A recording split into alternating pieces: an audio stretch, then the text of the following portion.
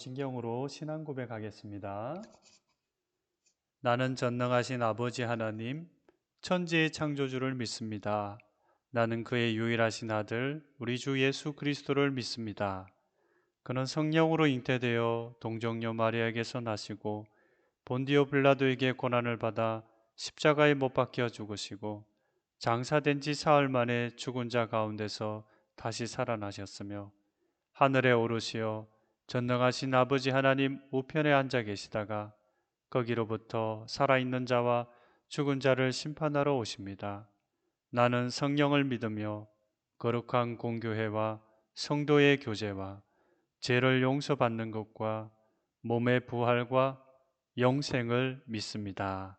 아멘. 하나님의 말씀은 요한복음 4장 24절 말씀입니다. 함께 읽어볼게요. 하나님께서는 영이시기 때문에 하나님께 예배하는 사람들은 반드시 영과 진리로 예배해야만 하오. 요한복음 4장 24절 말씀. 아멘. 하나님께서 기뻐하시는 예배. 짠, 여러분, 이 친구들은 누구일까요? 바로 남아프리카 공화국 케이프타운에 사는 친구들이에요. 그곳에서 하나님께 예배하는 모습이지요. 두 손을 모으고 하나님께 기도하고 있네요. 자, 이번에는 몽골 친구들을 한번 만나볼게요. 몽골에도 남아프리카 공화국 친구들처럼 두 손을 모으고 하나님께 기도하는 친구들이 있어요. 이곳에는 예배할 장소가 없는 지역이 많은데 그럴 경우에는 이렇게 잔디밭에 앉아서 예배를 드린다고 해요. 이번에는 누굴까요? 맞습니다. 바로 우리 친구들이 예배하는 모습입니다. 함께 살펴본 사진에 공통점이 있어요. 바로 하나님께 예배한다는 것이에요. 이렇게 우리는 어디서든지 기도하고 찬양하면서 하나님께 예배할 수 있어요. 그리고 지금 이 순간에도 예배드리고 있지요. 그런데 혹시 여러분 혹시 예배에 대해 생각해 본 적이 있나요? 예배란 무엇인가? 어떻게 예배해야 하는지 말이에요. 오늘 말씀에서 예배에 대한 궁금한 것이 것이 있었던 한 여인이 등장해요. 그리고 그 여인에게 예배에 대해 알려주시는 예수님의 이야기가 나옵니다. 이 둘 사이에 어떤 이야기가 오갔는지 말씀을 들어봐요. 쨍쨍한 햇볕이 뜨는 내리쬐는 날입니다. 예수님은 유대를 떠나 갈릴리로 가던 길에 수가라고 하는 동네에 들렀습니다. 수가는 사마리아에 속한 작은 동네입니다. 피곤하구나. 잠시 쉬어야겠다. 예수님은 야곱의 우물이라고 하는 우물 곁에 앉았어요. 그때 사마리아 여자 한 사람이 물을 기르러 왔어요. 예수님은 사마리아 여인에게 부탁했어요. 여자여, 나에게 물 좀 다오. 어? 어? 유대 사람이 사마리아 사람에게 말을 거네? 사마리아 여인은 이상하게 생각했습니다. 유대 사람들이 왜 제게 물을 달라고 하세요? 라고 이렇게 답변을 하였습니다. 예수님은 사마리아 여인에게 말씀하셨어요. 내가 누구인지 알았으면 오히려 나에게 물을 주었을 것이다. 내가 주는 물을 마시는 사람은 영원히 목마르지 않는단다. 내가 주는 물은 그 사람에게서 영원한 생명에 이르게 하는 샘물이 될 것이다. 예수님과 몇 마디를 더 나눈 사마리아 여인은 예수님이 평범한 사람이 아니라는 것을 알았습니다. 그래서 평소 궁금했던 한 가지를 예수님께 질문을 하였습니다. 유대 사람들은 예루살렘에서만 예배할 수 있다고 하던데 정말 그런가요? 예수님이 말씀하셨 예, 예수님이 말씀하셨어요. 그렇지 않단다. 예배를 드리는 장소가 중요한 것이 아니단다. 하나님께서는 영이시기 때문에 예배하는 사람은 영과 진리로 예배해야 한단다. 우리 친구들, 예수님은 바로 사마리아 여인에게 영과 진리로 예배하라고 말씀하셨어요.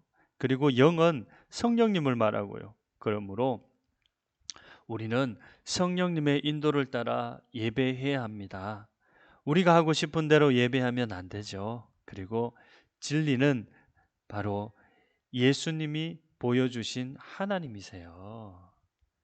하나님께서는 우리를 사랑하시는 분이고 예수님이 이 땅에 오셔서 우리 죄를 대신 십자가를 지심으로 하나님의 사랑을 우리에게 보여주셨어요. 예수님으로 인해 우리는 하나님께서 우리를 사랑하시고 죄에서 구원하시며 영원한 생명을 주시는 분이라는 것을 알 수 있습니다. 그러니 영과 진리로 예배한다는 것은 성령님의 인도를 따라 예수님이 보여주신 하나님의 사랑을 고백하고 예배하는 거예요. 영과 진리로 예배드릴 때 우리는 예배 안에서 하나님을 만날 수 있어요. 우리를 향하신 하나님의 뜻을 깨달을 수 있지요. 그리고 말씀을 따라 새롭게 살아갈 수가 있습니다. 하나님을 만나는 예배에는 다양한 순서가 있습니다. 우리는 그 순서마다 하나님을 만나요. 그리고 하나님의 뜻을 깨달아 가지요. 우리가 드리는 예배를 떠올려 볼까요? 어떻게 하나님께 예배를 해야 할까요? 네, 찬양을 해요. 우리가 찬양할 분은 오직 한 분, 하나님입니다. 우리는 하나님의 이름을 높이며 하나님께서 하신 크고 놀라운 일들을 찬양합니다. 둘, 말씀을 들어요. 우리는 말씀을 통해 우리를 향한 하나님의 사랑과 뜻을 깨달을 수 있어요. 셋, 기도를 해요. 우리는 기도하며 하나님의 마음과 뜻을 알 수 있죠. 더 나아가 우리 생각을 하나님의 뜻에 순종하며 하나님께서 원하시는 것을 실천할 수 있지요. 넷, 헌금을 해요. 우리가 가진 모든 것은 하나님께서 주신 거예요. 우리는 하나님께서 베풀어 주신 사랑과 은혜에 감사하며 하나님께 귀한 예물을 드려요. 다섯, 새로워져요. 우리가 하나님의 말씀에 귀를 기울일 때 성령님이 우리의 마음을 변화시켜 주시고 우리는 우리를 향한 하나님의 뜻을 알아가고 그 뜻대로 살아가기로 다짐해요. 우리 친구들, 우리는 예수님과 사마리아의 대화에서 하나님께서 기뻐하시는 예배가 무엇인지 알게 하셨습니다. 예배는 장소가 중요한 것이 아니에요. 예수님의 가르침대로 영과 진리로 하나님께 예배를 드려요.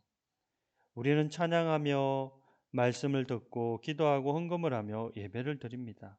이 모든 과정을 성령님의 인도를 따라 마음과 정성을 다해야 합니다.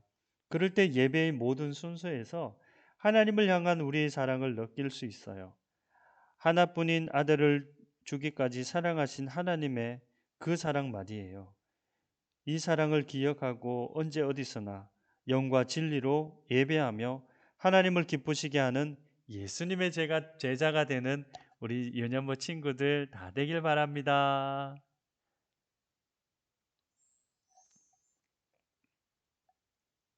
하나님께서 기뻐하는 예배를 드리는 우리 친구들 되게 해주세요. 하나님께 찬양하며 말씀 듣고 기도하고 헌금하며 성령 안에서 새로워지는 우리 유년부 친구들 되게 해주세요. 한 주간에도 무더위 가운데 건강을 지켜주시고 늘 성령 안에서 새로워지는 우리 유년부 친구들 되게 해주세요. 예수님의 이름으로 기도합니다. 아멘. 함께 기도해요. 하늘에 계신 우리 아버지, 아버지의 이름을 거룩하게 하시며 아버지의 나라가 오게 하시며 아버지의 뜻이 하늘에서와 같이 땅에서도 이루어지게 하소서. 오늘 우리에게 일용할 양식을 주시고 우리가 우리에게 잘못한 사람을 용서하여 준 것 같이 우리 죄를 용서하여 주시고 우리를 시험에 빠지지 않게 하시고 악에서 구하소서. 나라와 권능과 영광이 영원히 아버지의 것입니다. 아멘. 우리 친구들 한 주간에도 하나님께 예배할 수 있는 우리 유년부 친구들 되기 바랍니다. 안녕.